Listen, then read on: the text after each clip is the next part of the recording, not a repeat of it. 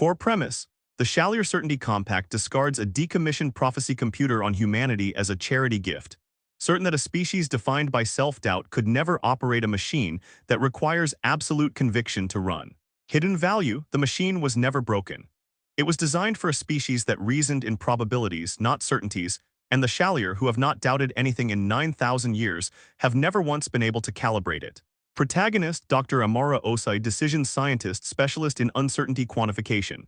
Antagonist: Ambassador Thessaly Vec, Shallier Certainty Compact. Discovery team: Dr. Yusuf Idrissi, materials Dr.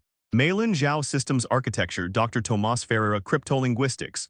Ticking clock: the compact discovers the machine is active and issues a 72-hour correction ultimatum. Battle asymmetry: humanity feeds the compact's absolutist targeting systems deliberately uncertain data, which their doctrine has no protocol for handling. Resolution trade: full archive access traded for the compact's certainty drive propulsion schematics. They did not send it to conquer us. They sent it to the recycling depot, and the recycling depot happened to be Earth. The Shallier Certainty Compact does not go to war with species it considers beneath consideration. It files them. The transfer manifest that arrived in lunar orbit 11 months ago was 6 pages long, written in the kind of English that comes from a machine that has read everything we have ever published and understood none of the loneliness in it. Page 3 called the object a Class 9 decommissioned cognition asset, non-functional, retained for historical interest only, gifted under the compact's charitable disposal accord. Page 4 specified the disposal fee we would not have to pay because our economy was assessed as too small to be worth invoicing. Nobody in Geneva slept that week, not from fear. From the particular, quiet humiliation of being told, in flawless grammar, that we were not worth billing. The object itself was a sphere 400 meters across, the color of old bone, orbiting nothing in particular until our tugs brought it in. Ambassador Thessaly Vec arrived 11 days later aboard a compact courier vessel roughly the size of a stadium, and stepped off it wearing a face that had clearly been built, feature by feature, to be reassuring to primates. He spoke first in Mandarin, then in English, then in Swahili, correcting his own accent each time with a small, apologetic smile, as if he understood how much effort this must be costing him. "We do not expect you to make use of it," he said, in the General Assembly Hall to 300 delegates who had not been told what it could do. "It is a courtesy. A retired thing given to a young species so that you might understand a little of what lies ahead of you. In another few centuries, you might even come to appreciate what it once was." The hull markings, when our engineers finally photographed them up close, said the same thing in the compact's own glyph script. 3 orange bands meaning non-functional, retained for sentiment, disassembly authorized. It was, in the most literal sense available to us, a piece of garbage with a bow on it. Dr. Amara Osei watched the recording of Thessaly Vec's speech 4 times before she said anything at all. Then she said to an empty office at 2 a.m., "I want to board it."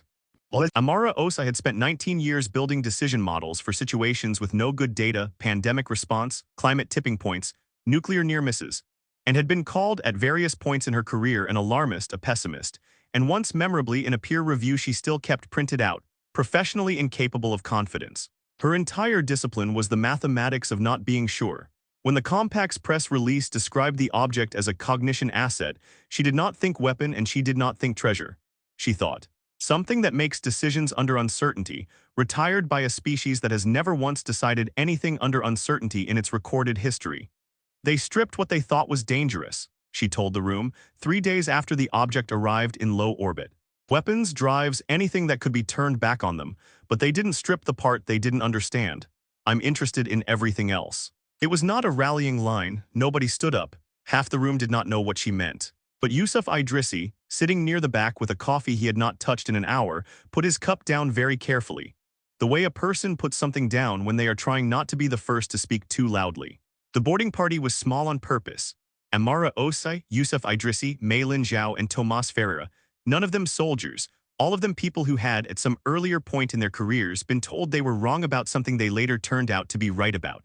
Idrissi had spent 6 years arguing that a cold-formed metallic glass could be stable at macro scale, a claim 2 separate journals had rejected as thermodynamically naive before a lab in Nairobi proved him correct with a sample the size of a coin.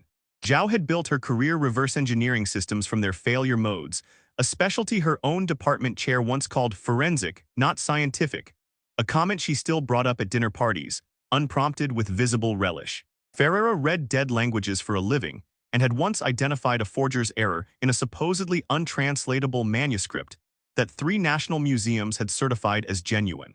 They went in through a service aperture the Chalier had left unsealed, because sealing it would have implied the object was worth sealing. The first chamber was empty in the specific way that suggested it had once held something and now held only the shape of where that something used to be. Idrissi ran a hand along the wall and stopped walking. He did not say anything for 11 seconds, which does not sound like a long time until you are standing in a dead alien ship, watching a grown man go completely still. "This isn't hull plating," he said eventually. "This is memory alloy and it's not passive.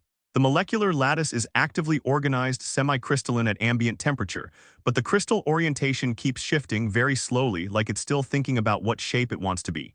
Nothing we build holds a phase transition this precisely without constant power input. Which means something in this ship has been drawing current continuously for God knows how long, and the Chalier cataloged it as non-functional." He did not explain what that implied. He let it sit in the corridor with them, the way you let a smell sit before you name it. The second chamber held the targeting brain, not a weapon, the Chalier had made sure of that, but the socket where one had been, and the neural lattice around the socket that had clearly done more than aim.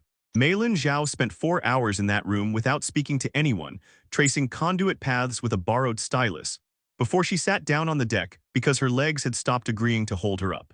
"It's not a weapons computer," she said finally. "It's a confidence regulator. Whatever used to be plugged into that socket, this thing's job was to tell it how sure to be. There are feedback loops running in 3 directions at once: input, correction, and something that looks almost like doubt, if doubt were a physical circuit instead of a feeling. I've spent my whole career studying systems by how they fail. This system was built to fail constantly on purpose in tiny increments forever. That's not a flaw, that's the entire design philosophy." She looked up at Amara, who had gone very quiet in the doorway. "I think we could get this running in under a year," Zhao said, "if we started today." The third chamber was the one that ended the discovery phase, because after it, nobody wanted to sleep until they understood the rest. Tomas Ferreira found the archive, 11,000 years of Chalier predictive modeling, going back to before the compact called itself the compact, back to a period the glyph script referred to, in a phrase Ferreira translated 4 different ways before settling on the least dramatic one, as the uncertain founding. "They didn't design this system," Ferreira said in a voice that had lost most of its color. "They inherited it from a species called the Honorai, who the compact's own records list as extinct cause unlisted. And there's a note here, repeated in 6 different administrative eras, in 6 different bureaucratic hands, all saying essentially the same thing. Asset requires operator capable of calibrated doubt. No current operator qualifies. Nobody said anything for a while. They've had this thing running in the background of every fleet for 9,000 years, Ferreira said, and not one of them has ever been able to use it properly. Because using it properly means admitting, on purpose, over and over, that you might be wrong. And I don't think there's a Chalier alive who's done that even once." Amara Osei sat down next to Zhao on the cold deck plating, and for the first time since the manifest arrived, she let herself feel the weight of the nights she had not slept, the grant applications she had rewritten out of pure stubbornness, the peer reviewer who had called her incapable of confidence. She did not cry. She put her hand flat against the deck, the way you check a patient's pulse, and she said quietly to no one in particular, "They gave us their god because they thought it was dead." They did not tell the compact what they had found. They did not need to. The compact found out on its own, the way certainty-driven systems always eventually do through a discrepancy. A compact monitoring satellite 3 months later registered a power signature from the object that its own records insisted was inert. The formal communication arrived 11 hours after that, in the compact's careful, devastating diplomatic register, a language built over 3,000 years for the specific purpose of insulting someone without ever raising its voice. It read, in part, "The compact notes with concern that the disposed asset exhibits activity inconsistent with its charitable disposal classification. This constitutes a material breach of the Accord's terms, under which no operational capability was extended, implied, or intended. The compact requests immediate cessation and surrender of the asset for proper decommissioning, failing which the compact reserves the right to enforce compliance directly. This request expires in 72 hours. Amara Osei read it twice. She did not feel fear. She felt the specific, focused calm of a person who has just been handed a deadline for something she already intended to finish. "They're not afraid we'll win," she told the room. "They're afraid we'll understand what we have before they can take it back. Which means we accelerate, we don't hide, we calibrate." The 72 hours that followed were the fastest anyone in that program had ever worked. And also, according to 3 separate people's testimony afterward, some of the quietest. Discovery phase sentences had run long, clause-stacked, accumulating detail the way the boarding party had accumulated understanding. What came next did not sound like that at all. The compact fleet arrived 4 hours early. 9 ships, standard doctrine unchanged in recorded memory, absolute confidence in targeting solutions, zero tolerance for probabilistic drift, weapon systems that assume their own certainty as an axiom rather than a conclusion. Humanity had one asset. A 400-meter sphere the compact itself had labeled garbage, now running a calibration protocol 9,000 years overdue, fed in real time by Amara Osei's own uncertainty models. Deliberately noisy data, confidence intervals instead of fixed values, predictions that changed their minds mid-flight. The compact's targeting computers had never been asked to track a threat that admitted continuously that it might be wrong about where it was going next. The first volley missed, not by much, enough. 9 ships became 9 problems the moment their weapons solutions started returning error margins their doctrine had no field for. 1 Chalier gunnery crew adapted within 90 seconds, genuinely fast, genuinely competent, the kind of correction that would have worked against anyone still thinking in straight lines. It did not work against a system built to keep changing its mind. 6 minutes in, 3 ships had lost weapons lock entirely. At 8 minutes, 1 broke formation and began a slow, deliberate withdrawal, no damage, no panic, simply a captain who had run the numbers and did not like what doubt was doing to them. Humanity let that one go. It seemed important later that someone had. The engagement lasted 11 minutes and 40 seconds, 2 compact ships disabled, not destroyed, 7 withdrew, 0 human casualties. The official compact transmission arrived within the hour, exactly as devastating and exactly as bloodless as the first one. Ambassador Thessalivek's personal transmission arrived 4 hours after that, unscheduled, unofficial, and Ferreira noted, checking the metadata twice, sent from a private terminal rather than a diplomatic channel. There was a long silence before he spoke, longer than the transmission delay accounted for. "I assessed you as a species incapable of certainty," he said. "I was correct. I did not consider that the asset required the opposite. That was audacious of me, to assume a machine older than my civilization would want what my civilization has always wanted. I was wrong about one specific thing, and it happens to have been the only thing that mattered." He did not apologize for the disposal manifest, or the smile, or the assessment that Earth's economy was too small to invoice.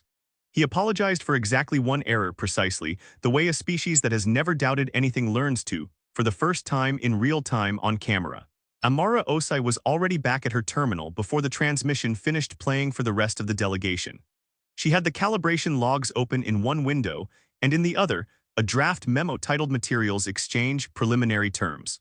"We reverse-engineered 40% of the confidence architecture ourselves in 18 months, working from a machine they left us as an insult," she said to Zhao, who was reading over her shoulder.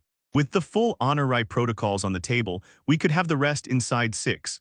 And their certainty drive schematics are sitting in the same archive room as everything else they thought was worthless." Zhao almost laughed. "You're doing this already. The transmission just ended." "I've been thinking about the next 18 months since the second discovery scene," Amara said, not looking up. "The battle was never the hard part." She kept working. Somewhere behind her, the 400-meter sphere the compact had once marked for disassembly held steady in low orbit, running calibrations nobody 9,000 years old had ever managed to finish. Waiting, patiently, for a species that knew how to doubt.